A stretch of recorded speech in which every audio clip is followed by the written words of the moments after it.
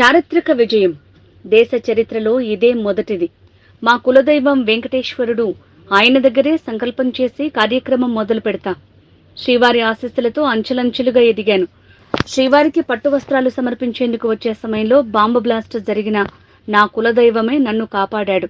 దేవాంశ్ పుట్టినరోజు సందర్భంగా ప్రతి ఏటా తిరుమలలో అన్నదానం చేయించడం ఆనవాయితీ. భారత్ ప్రపంచంలోనే అగ్రస్థానంలో ఉండాలి. దేశంలోనే ఏపీ అగ్రస్థానంలో ఉండాలి. ఆర్థిక అసమానతను అధిగమించాలి. ఇది ప్రభుత్వ విధానాల వల్ల సాధ్యం. అందరికీ నమస్కారాలు. ఒక హిస్టారికల్ తీర్పు తర్వాత నేను చాలా ఎలక్షన్ చూశాం. ఎప్పుడు కూడా ఇంత పెద్ద మ్యాండేట్ ఇవ్వలేదు. ఇది ఒక హిస్టారికల్ విక్టరీ.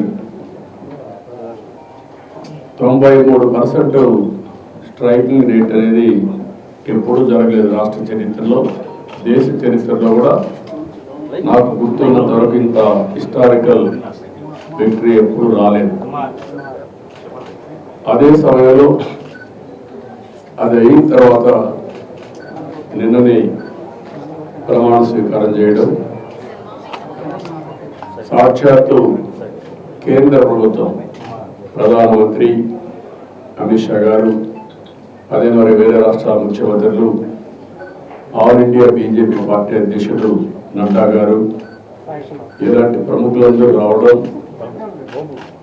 ఆ తర్వాత నేను వెంకటేశ్వర స్వామి ఎప్పుడు కూడా నాకు కులదైవం. నేను ఏ సంకల్పం చేసినా ఒక్క నిమిషం వెంకటేశ్వర స్వామిని తలుచుకొని ఆ సంకల్పం ప్రకారం ముందుకు పోతాను. అదే మరి చిన్నప్పటి నుంచి మీరు చూస్తే ఇదే రోడ్లో మంగాపురం నుంచి చదువుకున్న రోజుల్లో కూడా దేవునికి ముక్కులు తీర్చుకోవడానికి నడిచి వచ్చేవాళ్ళం. అక్కడి నుంచి మళ్ళీ ఈ రోడ్లో తిరుపతి వరకు నడిచి ఆ తర్వాత బస్సులో వెళ్ళేవాళ్ళం. అది నా జీవిత ప్రారంభం. వెంకటేశ్వర స్వామి ఆశీస్సులతో అంచెలంచెలుగా మీరు చూస్తే నేను ఎదగడం, రాష్ట్రానికి ముఖ్యమంత్రి కావడం, దేశ రాజకీయాల్లో ఒక పాత్ర పోషించే పరిస్థితి వచ్చింది.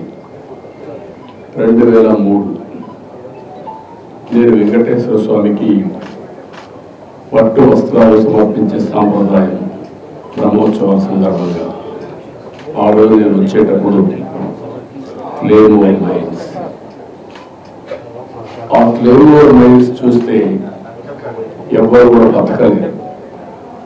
అలాంటిది సాక్షాత్తు వెంకటేశ్వర స్వామి నన్ను బతికించాడు. దానికి కారణం అనేకం కావచ్చు. ఆయన సేవకు నేను వచ్చేటప్పుడు నేను చనిపోతే ఆయన కూడా అపవాదు కావచ్చు, లేకపోతే నా వల్ల ఇంకా ఈ రాష్ట్రానికి ఏదో చేయాల్సిన అవసరం ఉంది, ఈ జాతికి ఏదో సేవ చేయాల్సిన అవసరం ఉందని ఆయన గుర్తించి నాకు ప్రాణభిక్ష పెట్టుండొచ్చు. కానీ ఏదేమైనా మళ్ళీ ఈ విక్టరీ మీరు ఒకసారి చూసినప్పుడు వెంకటేశ్వర స్వామి స్ఫూర్తిగా ఆయన ఆశీస్సులతో నేను ఏం చేయాలని ఆలోచిస్తున్నాను. ఒకసారి ఇవన్నీ చరిత్రలు. ఎన్టీ రామారావు గారు అన్నదానం పెట్టాడు. అన్నదానం ప్రవేశపెట్టిన తర్వాత దేవాంశ్ పుట్టినప్పటి నుంచి ఒకరోజు అన్నదాన కార్యక్రమానికి ప్రవేశిస్తున్నాడు.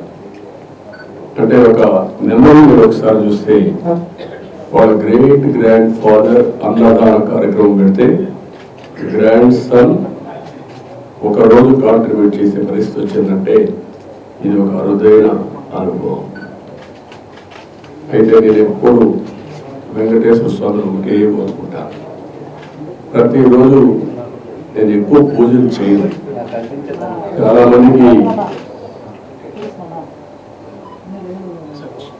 మందికి నేను పూజలు చేస్తానో లేవో తెలియదు. కానీ నేను వెంకటేశ్వర స్వామికి పవిత్రమైన మనసుతో నిద్రలేసి బయట వచ్చేటప్పుడు ఒక్క నిమిషం ధ్యానం చేస్తాను, ప్రార్థన చేస్తాను. ఆ ప్రార్థనలో ఒకే విషయం కోరుకుంటాను,